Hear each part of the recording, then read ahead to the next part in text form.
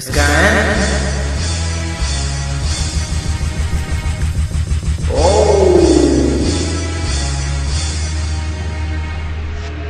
Takže tohle není ring, ale virtual tuning. Kdo si hraje tady na skauta, tak čekujte moje šavlice a taky jeho auta. Cink, cink, kurva, tady vládne virtual tuning. Nevím, kdo nám to bude vysvětlovat. My v tuningu každýho umíme vybetlovat. Šavlic nebo Zeppelin, to vám povím, za vlisovo virtuálu, já vás kolím.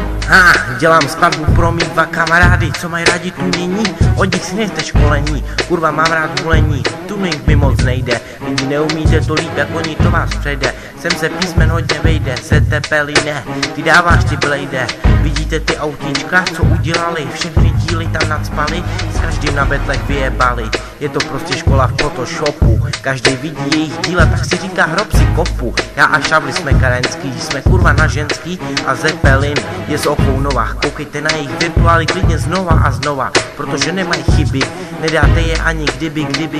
Virtuál není pro malý holčičky, ani pro malý dětičky, ale pro kluky, co mají vzor. Než byste něco takového zvládli, chytli byste mor. Ty vole, virtuál si vychutnejte do posledních slin. Náma tu tunil i Zeppelin a taky Šavlis. Ten kluk má svůj biznis, kurva, tuning je pecka, je to pro borce, ne pro malý děcka. A vy si říkáte nějaký přehazování dílů, ale když se snažíte, docílíte svýho cílu, svého tuning stylu. Kurva, netuníme baráky ani věže, ale díla posíláme do soutěže, kde jsme vždycky na prvním místě. Šanci máme, to víme jistě, auta dáváme na parkoviště.